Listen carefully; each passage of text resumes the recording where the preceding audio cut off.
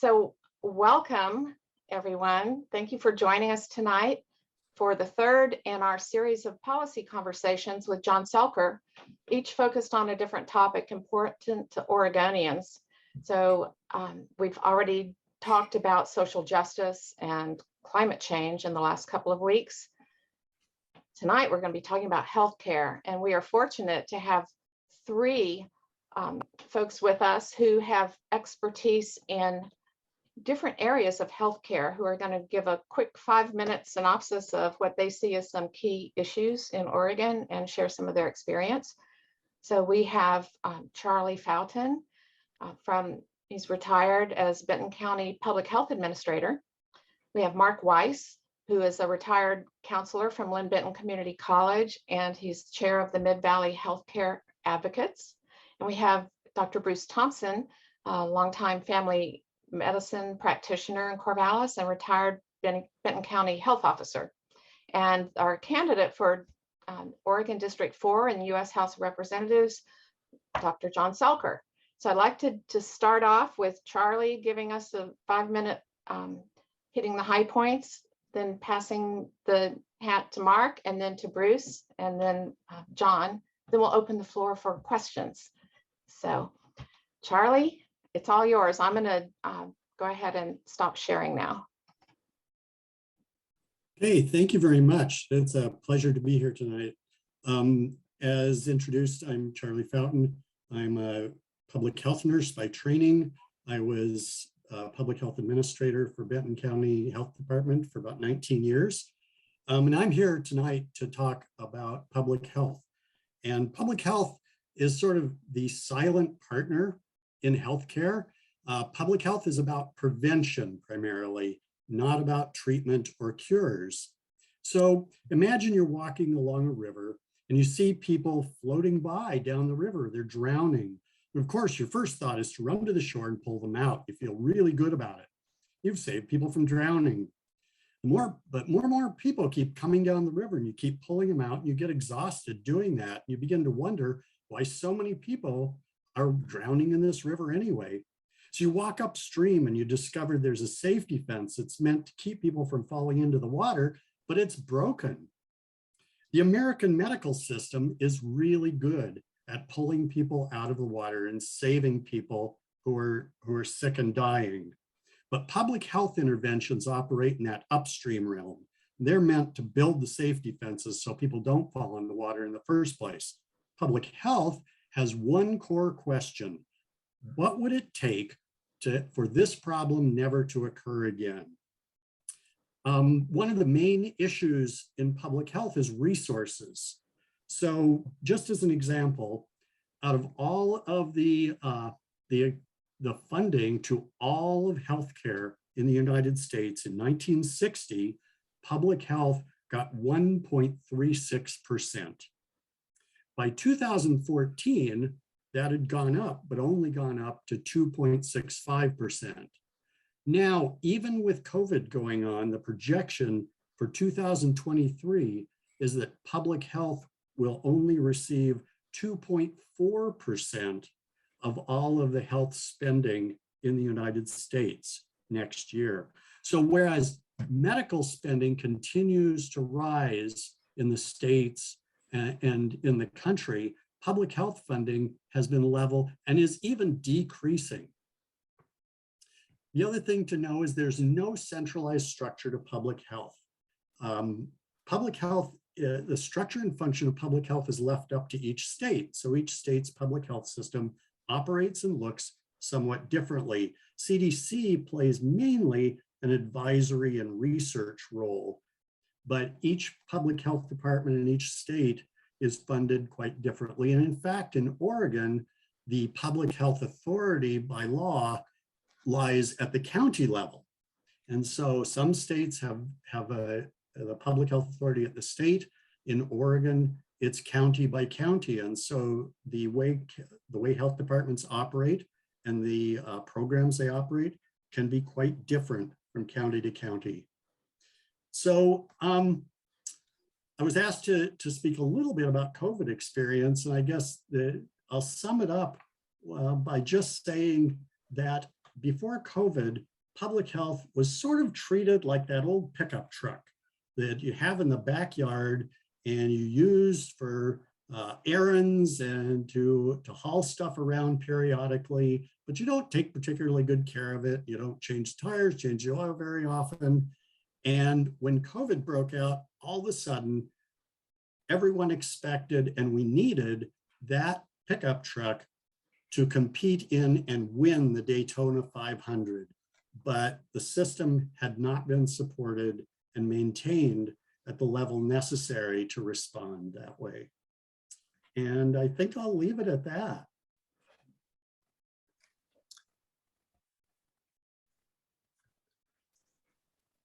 Right. Thank you, Charlie. So, Mark. Thank you. And hi to some old friends I haven't seen in a very long time. So I have been a counselor in the community for quite a long time. Worked at Corvallis Community Daycare as the director of a 3 childcare system. Then I became a counselor at Old Mill School. Spent the 1980s there. Worked with Nina, and towards the end of the 1980s went over to Benton Community College, who had just recently built a child care center. And all of a sudden there were lots of questions that the counselors there couldn't speak to, and they needed somebody like me. I became very involved, as all the counselors at a community college would be, in career counseling over time. And so a couple of things influenced my interest in healthcare. One was seeing students who simply had no healthcare and were living right on the edge of life and death. You know, if anything happened to them, they were goners. They had no insurance and no backup plan. And the other was realizing the amounts of money that employers, as well as employees, but employers have to put into providing healthcare insurance, and the kinds of gyrations and things that they go through to deal with this, or to try and wriggle out of it, like hiring everybody at little less than half time. But if you want a strong business or public entity like Benton Community College, where I was working, you want full-time employees, and then you are caught in having to pay these very large sums of money. So Benton Community College, which is one of the smaller community colleges in the state, pays over $7 million a year in providing health insurance for their employees. That's not the employees' portion, that's just the college's portion. Can you imagine what Benton would do with $7 million more in the way of providing programs and perhaps reducing tuition for the first time in decades at the same time?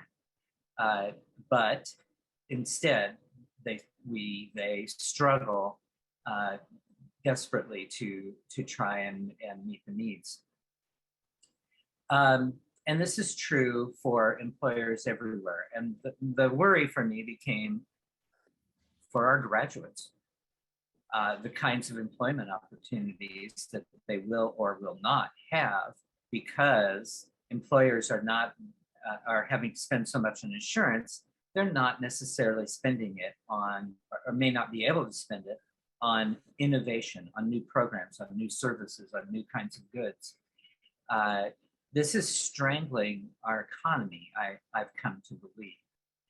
Employer-based health insurance.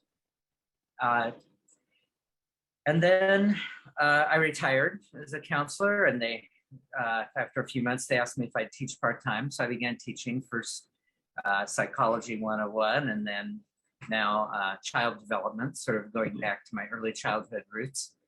And there's a whole bunch of research that I hadn't seen when I took child development in the 1970s, including research on infant mortality. And I use this as my shock value, but it's worth saying. there was a study done in 2014 using data from US Census and the United Nations and other nations in data comparing 37 industrialized nations on infant mortality. And guess who came in dead last? The United States, yes. We have more babies dying than anyone else. Infant defined as the first year after birth.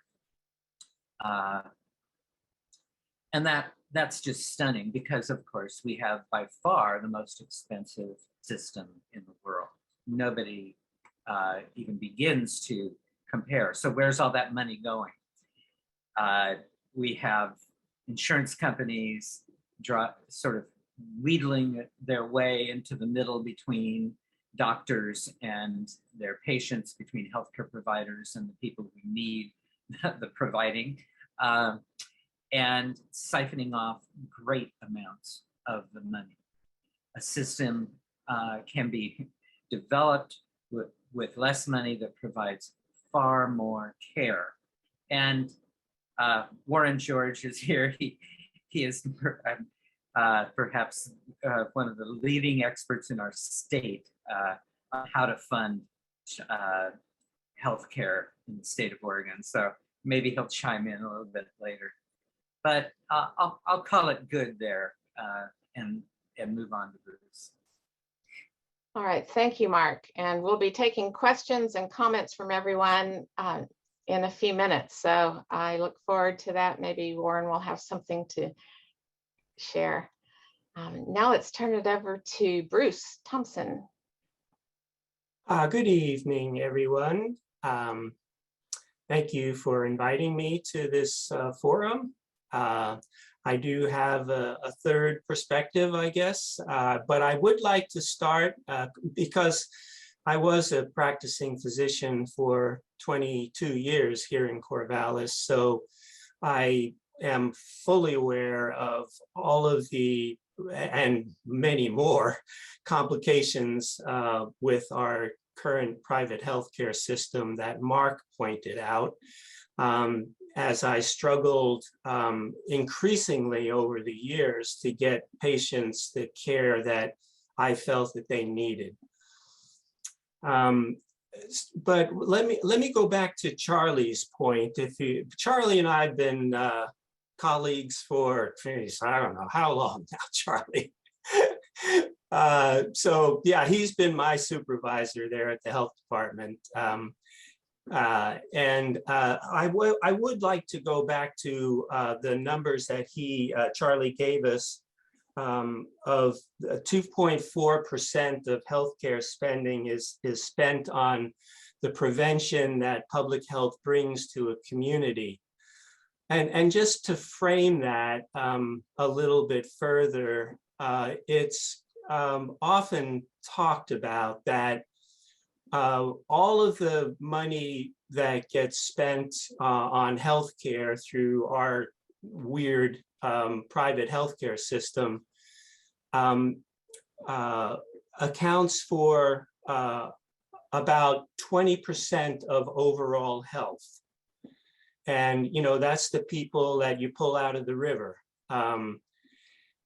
Whereas the social determinants of health, things like social justice, things like equity, things like doing preventive measures that public health does with communicable diseases in the community, that actually accounts for about 80% of overall health outcomes. So you can see that there's a significant mismatch of the money, if you follow the money, where the money flows and what you get for it, right? So I'll just start with that whole concept. Now, another point I would just talk about more and more, and in fact, just a week or so ago, there was a full-page story in the GT about medical bankruptcy from families who have to take care of, well, would want to take care of, but have to pay for taking care of their elders, their mother and father and aunts and uncles. So there was a full-page story about that. This is unique to the United States, I would have to tell you. If you don't already know that, the whole concept of medical bankruptcy. And to underscore this, just 2 days ago on Sunday, I read about, there was a news story about AARP's caregiving expert, her name, Amy Goyer, and she had to file for medical. So she is the expert in AARP, which helps families to get all the resources that AARP would pay for in taking care of her elderly parents. And so in 2019, she had to file for bankruptcy because her funds were depleted taking care of her parents. So there are 53 million Americans who face similar kinds of problems like that. The median cost of in-home care is about $55,000 per year. So again, this is unique to our private healthcare system. This is not the way other civilized countries do things. And so I would at this point say, let's move on to questions. Well, actually move on to John first. Thanks so much, Bruce. I'm going to take about 3 to 4 minutes to say why I'm running for Congress, and then I'm going to take just a few minutes to set the stage of how I think about medical care. And so first off, I want to just thank the 3 gentlemen who've just spoken. I mean, what an education, what a set of life experiences that were shared, and I really appreciate that. So why am I running for office? Well, when I was the 7th child around our family table. We all cried when Martin Luther King was shot. I helped my mom sell Fuller brushes door to door to raise funds for Black candidates running for office in Washington State. And I carried 16mm movies to my 4th grade class that told the truth about the Vietnam War. I had long hair in Longview, Washington, my Milltown home. Those were really hard days, and they were really great days too. My mother was a soul of the family, a Holocaust survivor and a Quaker activist who was known throughout the United States. She was 105 pounds with a deep German accent, and she started single-handedly the Planned Parenthood of Southwest Washington. And if you know Southwest Washington, that was a feat in the 1970s. We were taught that with elbow grease, anything was possible, anything. I lost my precious mother when I was 12. A giant was lost. There's no counting the women, immigrants, and people of faith who came to her funeral. It's still etched in my mind, but she had trained us well. We ran the house, we studied diligently, and we took on her mantle to exert every ounce of ourselves to reduce suffering in this world. People ask me why I work so hard, why I care so much, why I take on the problems of the world. My mom gave us the gift of knowing how to change the world. I could never let her down after giving me that gift. I am the luckiest person in the world, and it's time to take on my greatest challenge. Many people ask me why I would want to represent Oregonians in Congress today, but there's no more perfect time for me. I thrive on hard problems. I excel when I can solve problems by bringing people together. I build teams. I will work with everybody in the House to help them and to allow me to serve the people we represent. I'll put every fiber of my being not into fighting with my colleagues, but by moving them. They care about their grandchildren, and we can and will stop climate change, period. They want medical care for their people, and we can and will get healthcare to all. They care about their children's education, and we need to make preschool through community college free, but also excellent.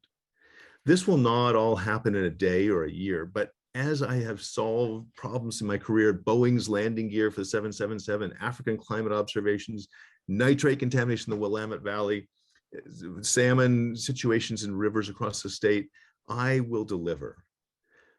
I will need your help, and we will arrive together.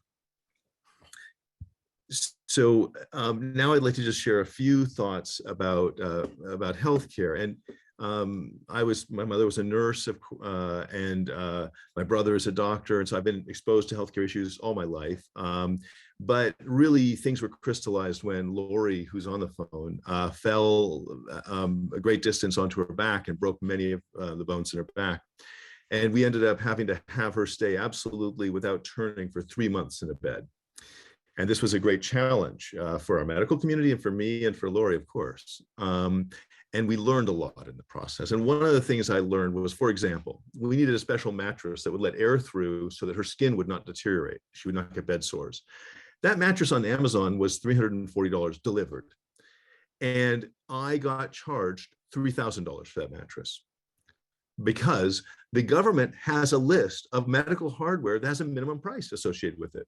It is illegal by some lobbyists' hand to charge less than that price. We waste as a country $125 billion a year on that list alone. If you add to that the fact we have non-negotiated drug prices, which cost us an additional $500 billion a year in our country, you can see that we're wasting over $600 billion on those two items alone. And if you took those and applied those to the wages of nurses and all the staff in hospitals, that's over $1 million per staffer. Okay, so anyone who tells you it's all about the salaries of nurses, please. It is about a system that is deeply broken. The nurses and doctors that we had were amazing. They were the most caring people that we have ever met. They were just beautiful, thoughtful, and did the right things for us. And we had the great pleasure of endowing a nursing fellowship at the LBCC in honor of those nurses, because we were so blown away by what they did for us. Now, my motto for my campaign is let's fix it. And then the corollary to that would be, well, if it ain't broke, don't fix it. We have heard this is freaking broken. This is an absolutely ridiculously broken system, and we cannot go on as a culture kicking cans down the road. It mystifies me a little bit as to why many of the candidates want to be either a lightning rod and say, I'm going to take a hard position, I'm going to just go into the, to hell with the torpedoes. And then there's the others that say, I am absolutely going to fight the Republicans. I've got big shoulders and sharp elbows, so I'm going to do that. I don't think that's how we're going to pass legislation. I think we have to listen, and we have to respect everyone we listen to. We have to be absolutely secure in our convictions. And being 61, that's one of the things you get with a little bit of age. You've had enough experience where you know who you are. And if we look at the other candidates, sometimes I worry about these issues. And I think that for that reason, when I went through the slate of candidates, it's clear that I will be the most effective at addressing these sorts of problems. There's a lot of things that we should look at medical care. I mean, public health, as we've heard, we have to completely rethink and refund and represent to the public where we can regain our confidence in it. And then there's a rationing of care that goes on below the surface, where people who have advocates, who have power, can get access to care that others are completely locked out of, even if you have insurance. And that's what Lori and I experienced, where I had to go to the mat over and over and over. Finally, we have this very deep inefficiency in having a system which is administered by people who make money through insurance systems. If you look at what we get for what we pay, it's approximately 1/4 of anywhere else in the civilized world. We cannot afford to continue to get a quarter's worth of service out of $1 worth of expenditure. And so I'm hoping that you'll enlighten us with your questions. I'm really interested to hear what your experiences have been. And then I think I'm happy to answer all any questions, and also our team of really expert panelists will be delighted. So again, thank you all for coming here today, and I'd be delighted to hear questions at this point. John, do you want people to ask you questions directly or put questions in the chat? What's your Well, preference? I think that you can use either approach. Sometimes the chat questions tend to be more succinct, I will say, and so I kind of encourage that. But on the other hand, it's lovely to hear people's voices and to hear your own spirit. So if you want to use your voice, that's also welcome. Okay, Bob. so I see Bob Ward has a hand up. Thank you. I would address this primarily to the people with a public health background first, referring mostly to Charlie and Mark. What, from inside the public health community, what policy or mandate or remit would you all like to have in the state? What would be better?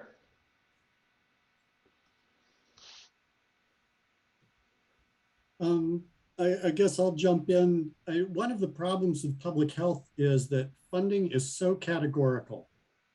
The funding that comes down, there's very little federal money that goes into public health. Most funding, 80% of funding for public health actually comes from the city or county, the immediate jurisdiction that's served. And so there's a real imbalance there. But we see this in COVID, sort of written large in all caps, that there are severe limits on what public health can do. So even at the federal level, congressional funding for decades would not allow public health to do any research, not a single penny on firearm epidemiology or firearm safety. Severe limits on addiction and drug treatment research. And we have an opiate crisis and have had for decades. There are limits, even limits on very little insurance eligibility for any public health treatment, but even things like vaccination, there are federally mandated caps on what public health can collect for giving a vaccination. And they're about at 1/4 to 1/2 of what the actual clinical cost of storage and administration of that vaccine is. And we can't move that fund. It's categorical funding. So funding that comes down for one thing, we can't move to another. It doesn't matter what the local problems are or what the research or what's going on in that jurisdiction. There's no flexibility in the system to respond to local needs. Thank you. Thank you. Let's see, there are a couple questions in the chat, so I'll go ahead and read those. Dominique says, why is it so damn complex to sign up for Medicare? And I will second that, if anyone can answer that for me. Well, I can say that it's a symptom of a system which is like an octopus rather than unified in a single kind of concept. And so we have the crazy quilt of services and provisions. That's what we end up with.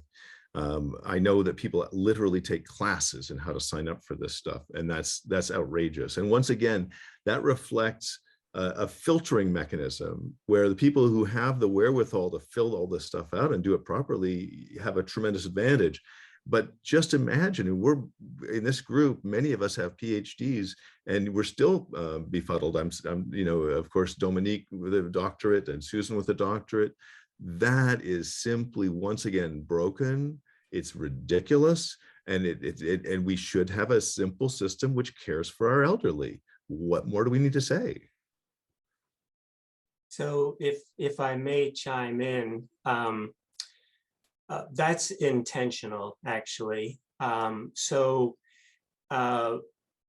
Medicare, it's not lawful for Medicare to reach out to people who are turning 65. But every January, Medicare Advantage inundates you with, oh, come join us. We have this, we have that. So privatized Medicare Advantage, it's legal to reach out to people and help them. But for Medicare itself, it's illegal for them to reach out. So you have to go to their website and go through it. Now, that being said, I signed up, oh gosh, geez, now, oh man, 6 years ago? Oh, what happened? Oh, at any rate, so I can tell you that as a practicing, physician, private practice, dealing with phone calls to insurance companies, being routed through this, that, and the other phone tree, and no, that's not the right number. Here's the number to call. I actually ran into a problem, and I called Medicare, because you can call them. And I called them, and they said, well, if you would like, you could leave a voicemail. Otherwise, stay on the line. 3 minutes later, there was a person on the line, answered my question. Everything's done. And this is really interesting, Bruce. My cousin is a coronary care specialist, and she worked at Kaiser for many years and got totally fed up with all the paperwork and the poor efficiency and the billing and all that stuff, even at Kaiser. She went to the VA and she was amazed. It actually works. Things were efficient. She had sufficient time with her patients. Her pay was a little bit less. She loved it. And that's the thing. No one wants to work in a broken system. Right. Okay. Another question from Lori. It says California, Washington, New York, and several other states have attempted or are attempting to pass single-payer Medicare for all type legislation. Is there or has there been a similar effort underway in Oregon? Who wants to take that one? Mark? I'll start off. So in Oregon right now, the legislature funded a committee to plan a single-payer system. What they'll do with that, they're not promising, but so they didn't fund single payer. They're funding the creation of a plan. This is Senate Bill 770 from the last full session, and there's a lot of hope around this that they will, when the plan is complete, that they will like it. And that they will actually do something with it, but that remains to be seen. But at least there are folks actually working on the creation of a plan for the state of Oregon, not beyond our borders. I think there are others that know more that might want to jump in on that. Anyone else want to comment? Well, I'll simply say that states often are the crucible or where experiments are run, and that we have to often, and California has been a leader in that area for many years on environment, medicine, et cetera.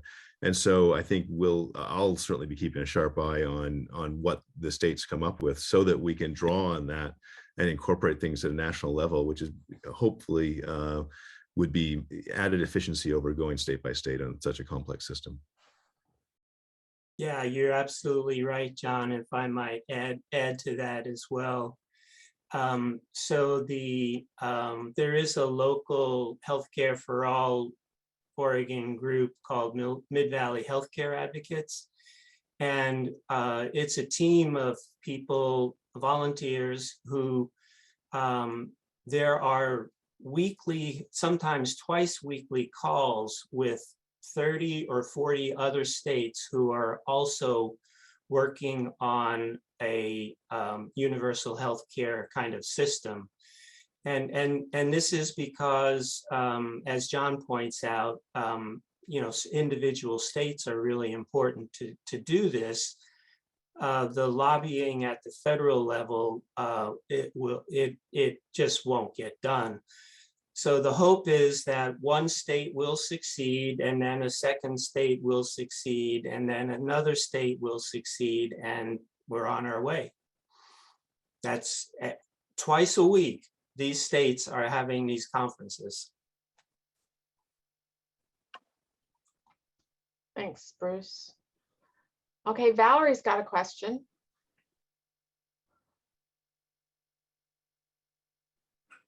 Sorry. Thank you, Susan, and thank you for all the speakers. It's always refreshing to hear about all the caring people out there that are trying to do good work for everyone. I have to admit, I have an engineering background. When there was a lot of people getting laid off where I was working at the time, I was thinking, oh, my next career, I want to get into public health policy. I took a class at OSU in healthcare policy. And it was right before the ACA was passed. I was trying to figure out what is so hard? Why can't they just fix it? There seems like there's solutions. So for one example, I saw the history or learned the history of Medicare Part D in the donut hole and how that was passed in Congress. And then my heart just sank. It isn't that we don't have talented people that don't know how to solve these problems. It's that there's just a really powerful industry that's profiting from not making solutions get to people. And that made me very sad. So John, my question to you would be, how do we work with this? Like you said, this is the symptoms are part of the system of this crazy quilt and all the lobbying that creates this crazy quilt that we have to deal with. Yeah, well, this is it's a matter of finding your way through a forest, and you don't do it by flooring a car and driving into the trees. And so I think we need to actually be extremely strategic, and we have to be working where opportunities present themselves and capture each and every one of those. And so, as I've mentioned, there are these built-in, extremely straightforward issues, such as this minimum price chargeable, which is easily remedied. I've just contacted Wyden's office about this, and I think we can really make some progress on that. The second thing is that this negotiated drug price issue, it's been really catching a lot of wind, and I think it's going to go through. And so I think that no one wants to pay multiple times, or no one can justify paying multiple times the value of something year upon year when it's doing such damage to us. Further, I think that the idea of working from the bottom up and starting with we have the people in the middle and upper class, generally speaking, at this point have a lot of coverage, but there are the people on the bottom rung who get left behind. And particularly going back to Bruce's comment about taking care of the things which cause the health problems. Investing in drug and addiction is just critical, and that is a health issue at the highest order. And as I mentioned some days ago to another group, 70% of people addicted to opioids recover and never use again. And we have to think that's in the context we have now. We can do so much better. If we went in with hope and we went in with the resources that these people need, we can turn that around. And so there's mental health as well. So we have addiction and mental health. And if we look in our streets and we look at the people who are going to the emergency room, we see that many, many, many of these people are actually mentally disabled and not able to fend for themselves. And look at our crazy system where you need a PhD plus to be able to wind your way through it. So my feeling is we start at the bottom. We make sure that the people who are unable to attend to get these services can get these services. And most importantly, those ones that will improve public health. And then we work up from there. And as I say, it's ghastly that Lynn Benton Community College is spending $7 million a year on medical care. I know that in my benefits package, over 50% of my salary goes to benefits. That is ghastly. That is sapping, as Mark correctly pointed out, sapping our economy. We can't afford it, and it's just wrong. So we have to attend to that as well. But I believe we have to start from the bottom up and then look at the forest. Do not drive into a tree, but go where we can go. And I think that there's been a lot of, Obamacare was, it's been a huge gain for this country. I think you and I remember how hard that was. So going through, when people say, single payer, I am totally about single payer. Great. But are we going to get there immediately? I don't think so. I think in my first 2 years in office, I hope to be able to solve one or two of these problems, and particularly starting off with that 125 billion. If I could bring another 125 billion back to you guys, I'll feel like, well, that was a job well done. Hey, we've got a group of good questions in the chat, and they kind of tie in with what you're talking about right now. So one of them from Seth says, Republicans in Congress have fought every effort to allow Medicare and Medicaid negotiations with drug companies. What would Congressman Selker's strategy be when he gets to Washington to get the law changed to allow such negotiations? Well, and I have to learn the people involved. I know that there is division on the Republican side on this matter. I don't think it's that every Republican has expressed such a position. In fact, I know many who have expressed the other. So I think that we have to look at the numbers. We have to come up with more than 50%, even if it goes Republican in the House. I think that's a doable thing, to find people who are ready to address this $500 billion of waste a year.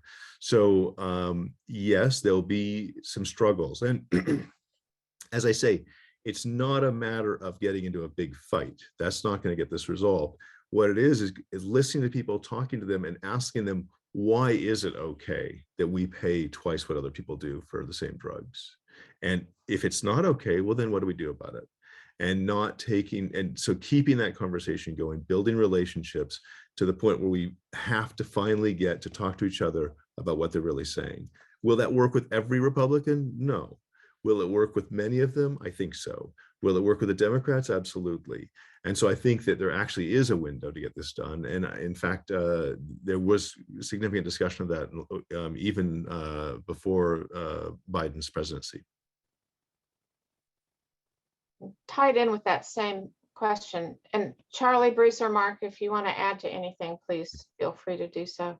This other question was with the ever higher premiums that we're paying private insurance companies, what measures or changes would do the most to cap or reverse the cost of medical care? To reduce the cost of medical care. Bruce brought up one good point, which is that an ounce of prevention is a pound of cure. And so we've been sending a lot of people into very expensive treatments and not minding the store on that. This is one of the few cases where insurance companies their incentives are aligned, where they don't really want to pay more than they have to. So that has avoided some of these issues, where they will do some preventative treatment. You get your teeth cleaned and things like that. But as I mentioned, the fundamental inefficiencies in our system boil down to three. One of them is drug price negotiation. The second one is overcharging for everything, and that's it's just a habit that the medical community is in, and they've actually written into law. And the third one is intrinsic inefficiencies by having an approval process for procedures that are onerous and get in the way of treatment being provided. These also are extremely expensive. So basically, insurance companies willing to spend 50 cents to avoid paying $1. And so they'll end up spending massive amounts of money to fight you to get your care.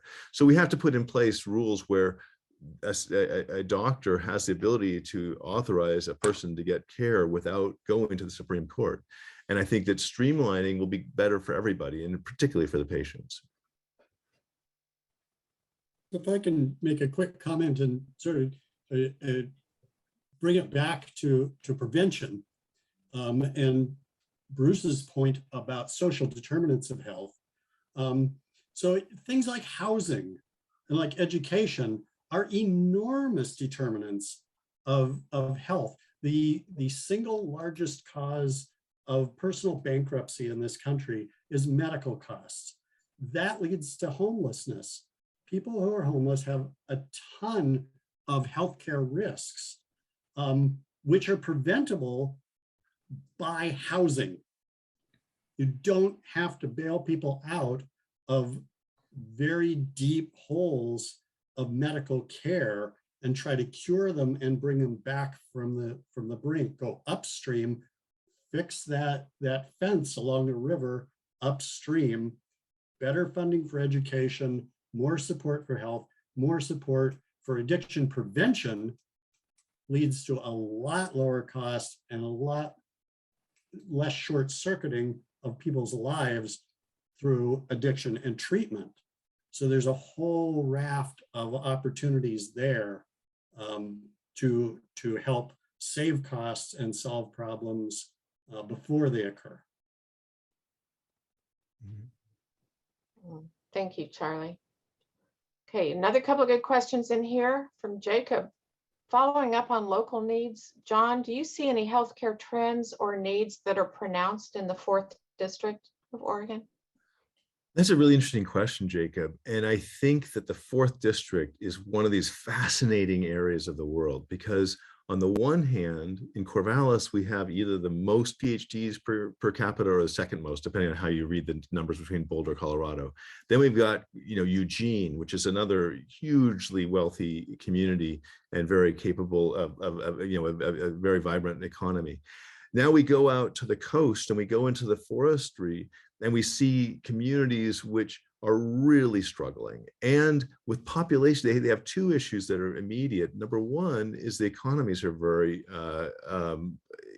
hard hit by the reduction in resource extraction that's allowable, but moreover, the way that's been done. It's been done in exporting logs directly, et cetera, et cetera. So these economies on the coast and in the southern part of Oregon are really struggling. And so we have a system where we have the haves and the have-nots in the same district.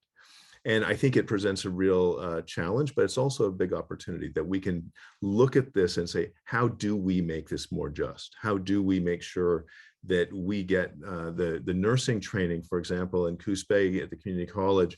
We should have a nursing program down the coast because they have a very hard time attracting nurses otherwise. So we have one in Newport, but we need to have more nursing programs distributed, as well as the rest of the economic drivers, so that these parts of the state can have the jobs that will support the healthcare that will then support the infrastructure that they need. But I do think that our district presents a really special challenge, but in a sense, a microcosm of the United States. We really have these islands of the haves with great hospital facilities, wonderful medical care, and people who know how to work the system. And then we have vast areas which are removed from healthcare, completely isolated and with poor services. And that has to be attended to. And first and foremost, again, are the things that Charlie was talking about, drug and drug use and addiction. If went down to Brookings and the situation in Brookings is just ghastly, with a lot of crime being driven by that, but also just people's lives shattered. And so what we need to have in Brookings, and what we should have in every small town in this state and in my district, are treatment centers for people with addiction. And then also addiction is often affiliated with or complemented by mental health care. And so we have to have mental health care facilities to identify people who need support and who need housing, who may not be able to fend for themselves. So these things are all woven together. The social fabric is weak in parts of our district, and people are calling out to do something about it. All right, thanks, John. Okay, Dominique has posed a question, and I have this question as well. Why are dental and vision never included that would be systematically covered by insurance? And I just discovered that they're not covered by Medicare. So what's a person to do? Well, our entire, and I'd love to hear other people's opinions. Bruce and Charlie probably have some more information than I do, but our medical coverage system is just a residual of World War II in a sense. That we needed that companies couldn't attract employees without giving them insurance. It was because Roosevelt had put limits on salary raises. They used benefits as an incentive to gain employees, and this was a very much of a unique situation. And so they added medical benefits, and vision and dental just weren't on the table. It's a completely fluky situation where we really have to go revisit this and say, what if we want to do this right? And we would have obviously vision and dental.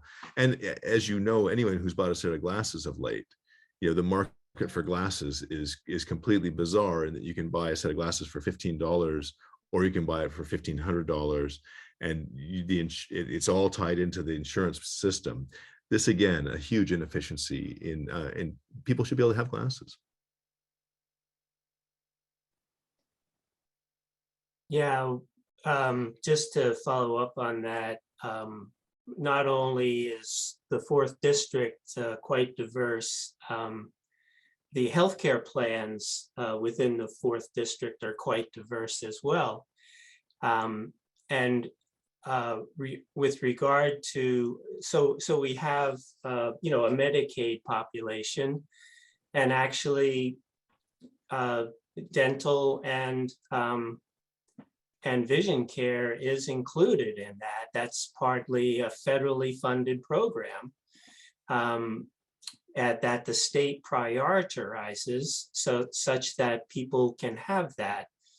So it's not like those things don't exist. It's just that, what is it about private insurance that wants to segregate dental coverage into a whole nother private insurance pyramids? Why is that? I don't know. Well, I think one of the big pieces here, and there's the old thing about put an orange in a jar and give it to a monkey, and he'll get his hand on that orange and he can't get it out.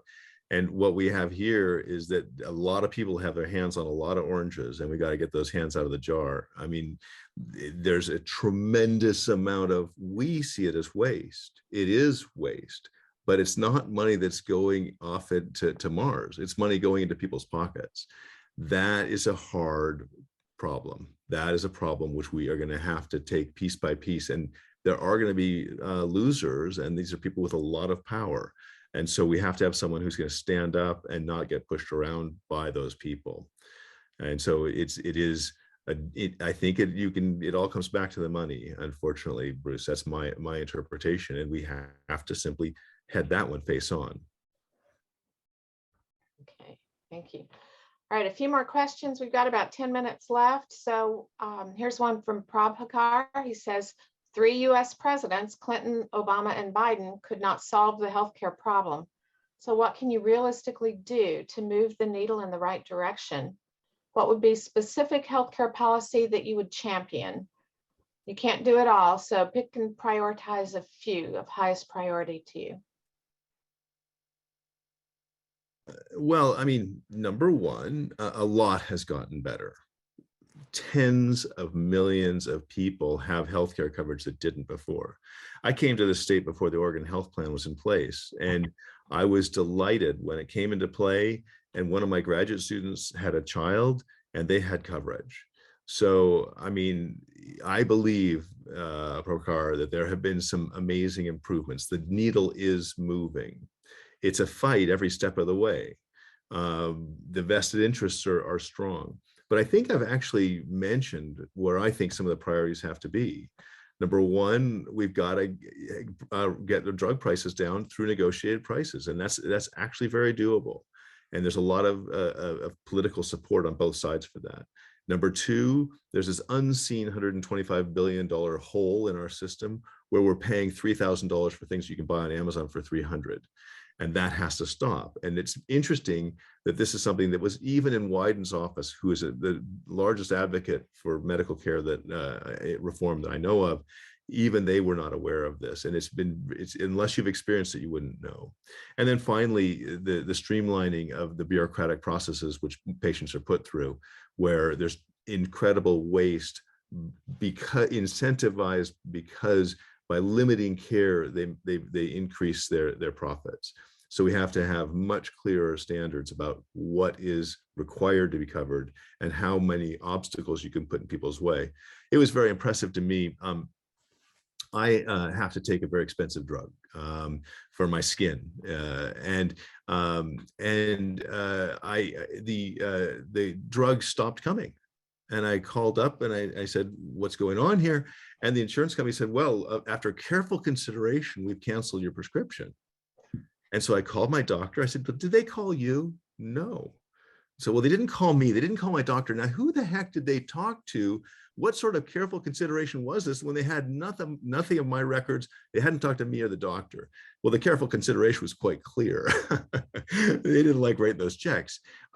This is the type of thing that we have to put legal obstacles, so they can't just cut people off and leave it to the person who's literally run out of medication to have to fight back to get their medication when they cut it off for purely financial reasons. That just can't happen. And just imagine, I'm fairly well spoken, but imagine that happened to you if your cell phone was dead and you were living in with 3 other families. And what are you going to do? You're going to just suffer with it. So that is a structural inequity, a structural injustice that we have to get rid of, is this whole idea that we put up obstacles and then see who can jump over them, and those people get care. So that's, I think, another piece where we can improve performance, reduce costs, and make people be able to get the healthcare they really deserve. Mark, wanted to add to that? Yeah, and maybe spin off of it in a slightly different direction. Something as we do, I'm sure several of us here, we've learned from our students or our clients, or they say some brilliant things sometimes, and it's true, John, that things are better for many people. Obamacare, the Affordable Care Act, increased the money to Medicaid, and more poor people get health insurance that way. But until we have a system that is actually universal, there will always be disadvantaged people. And that has to be the real goal. Single payer, universal, not one or the other. We need both. And a student brought this home to me, because healthcare in a child development class these days, healthcare comes up as a big issue. This is major issue for the development of children, and their successful development is how healthy they are and their families are. And so, a student was talking about, and Obamacare has and I was chiming in on this. Yes, there are more people now. And another student who was A, brilliant, B, a single mother, C, she worked full time while she went to school, just about came out of her seat and said, yeah, but when you create programs like that, there's always a line. And if you're just 1 inch on the wrong side of the line, you get nothing. And when I got a raise, I lost Medicaid. And so we need a system that's working in some entirely different way, and that is universal to everyone at once. I think, yeah, okay, we can maybe move the needle a little bit at a time, but boy, I'd like to see a leap to something that's actually universal, in the way that veterans get, or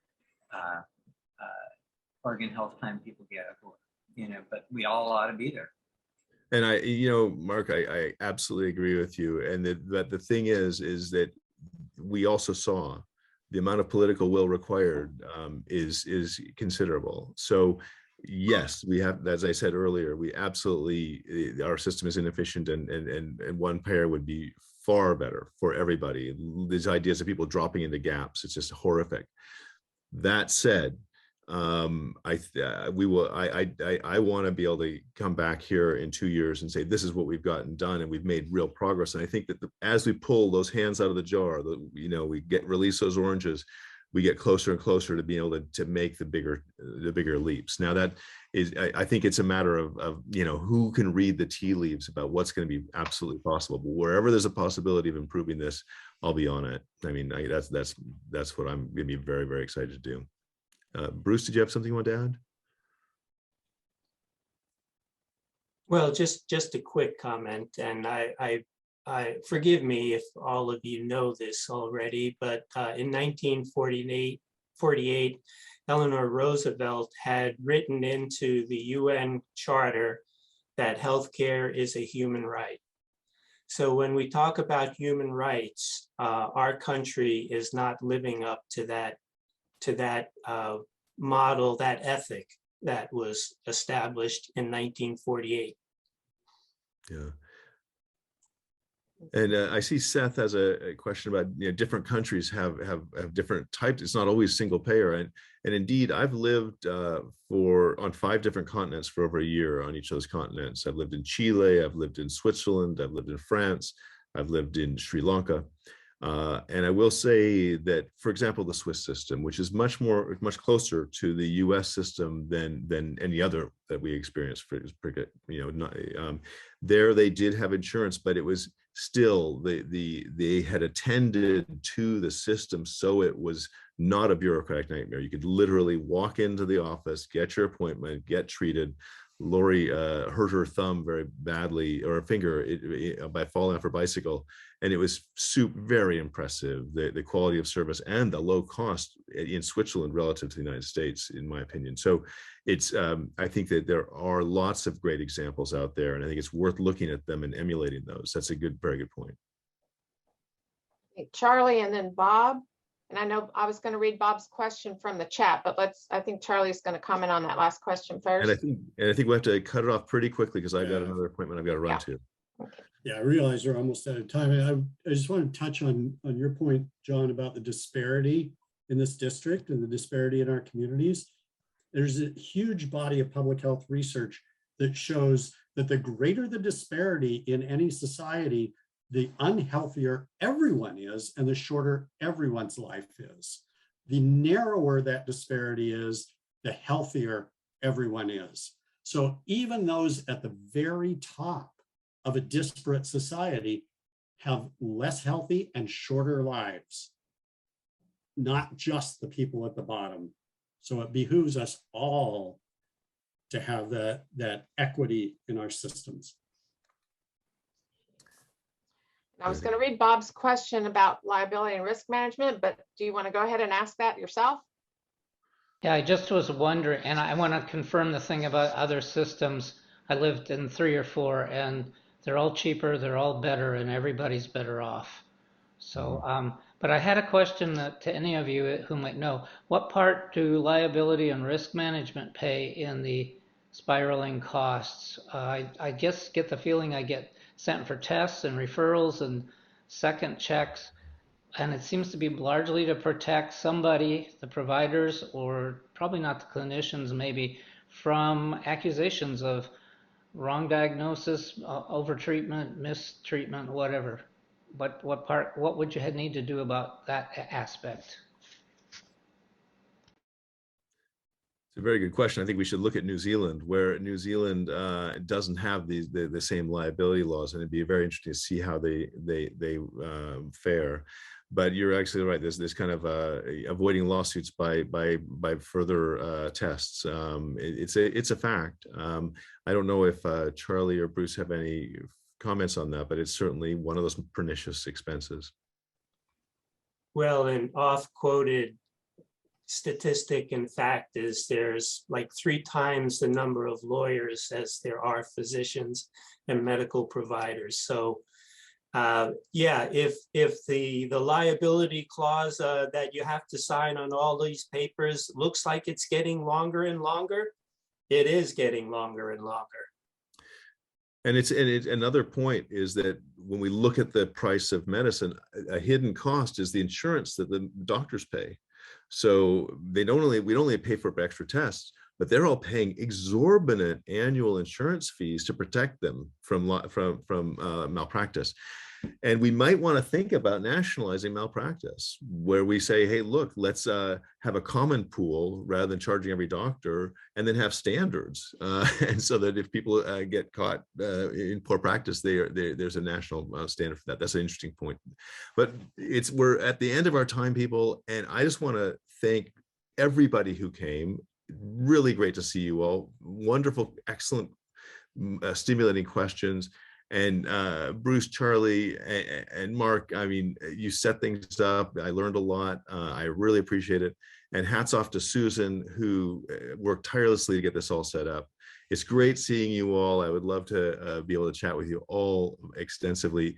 Think about next week. Susan, you want to give it? Oh, and keep in mind that as you look in the little chat window, very important information there about Act Blue. Act Blue is a place where you can click and you can make this candidacy all the more real. What it takes to get out and to get our message out and to get someone in Congress is to reach out across this entire district. It's a big district, 250,000 people.